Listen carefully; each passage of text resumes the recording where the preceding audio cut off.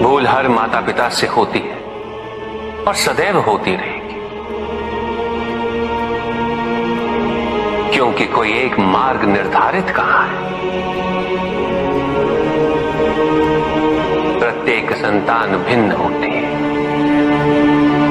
प्रत्येक माता पिता भिन्न होते हैं, उनके अनुभव भिन्न होते हैं।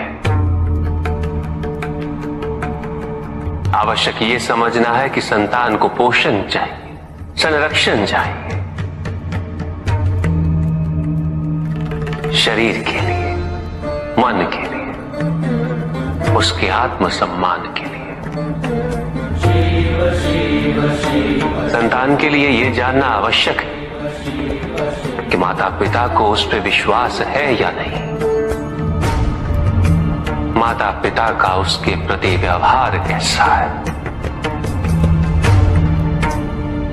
इससे संतान अपना मूल्यांकन करती है। उन्हें सम्मान दो, उन्हें स्वतंत्रता दो, उन पे विश्वास करो। अच्छे आहार, अच्छे विचार, अच्छे संस्कारों से उनका पोषण करो। फलने दो उन्हें, विकसित होने दो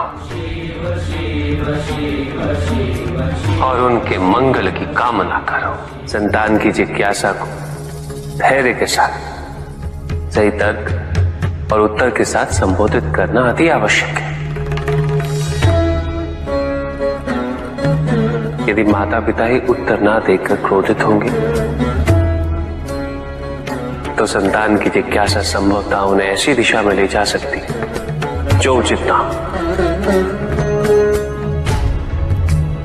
जन्म देना ही माता पिता का एकमात्र कर्तव्य नहीं होता, उन्हें अपनी संतान के व्यक्तित्व का सुधार भी करना होता है।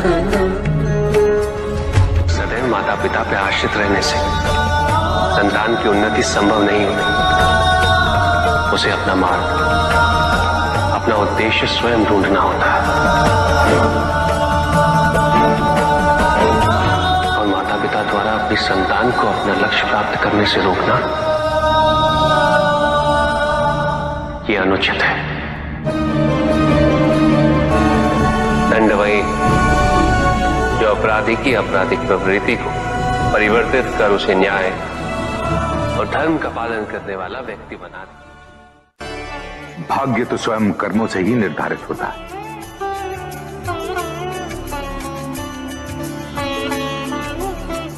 हमें ज्ञान चर्चा का विषय मिल गया है। तो प्रश्न ये है कि हमारा भाग्य हमारे कर्म निर्धारित करता है या हमारे कर्म हमारा भाग्य बनाते हैं। जब भी हम अपने अतीत की ओर देखते हैं तो मन में यही प्रश्न उत्पन्न होता है कि हम जिन परिस्थितियों में हैं, क्या उसका मूल कारण हमारे कर्म है या हमारा भाग्य।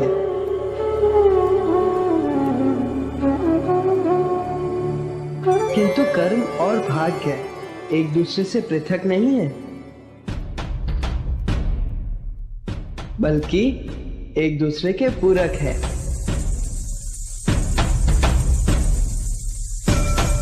कर्म से भाग्य निर्धारित होता है और जो भाग्य हम अपने कर्म से अर्जित करते हैं वही भविष्य के कर्मों का आधार बनता है। इस समय ये पंख इस सभागृह के वायु पे आश्रित है। आप सभी के श्वास इसकी दिशा परिवर्तित कर सकती है। इसकी अपनी इच्छा कुछ भी नहीं, ना ही इसमें अपनी दिशा स्वयं निर्धारित करने की क्षमता है।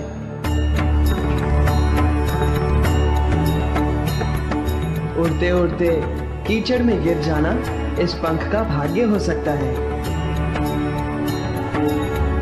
किंतु हमारे द्वारा कर्म ना करने के कारण किसी कठिन परिस्थिति से गिर जाना, इसका दोष हम केवल भाग्य को नहीं दे सकते,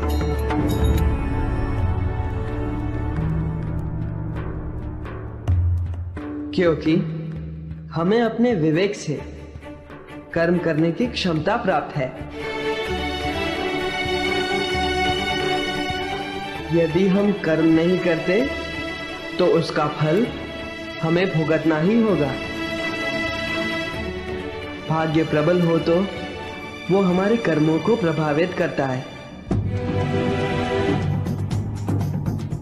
किंतु ये भी सत्य है कि कर्मों की प्रबलता हमारे भाग्यों को परिवर्तित करने में सक्षम होती है। किस मार्ग का चयन करना है ये केवल हम पे निर्भर करता है। किंतु कर्म और भाग्य में कौन अधिक महत्वपूर्ण है? कर्म, क्योंकि कर्म ही सौभाग्य को दुर्भाग्य बना सकता है और दुर्भाग्य को सौभाग्य में कर्म ही परिवर्तित कर सकता है। किंतु कर्म से मेरा तात्पर्य कर्म की पूर्णता है।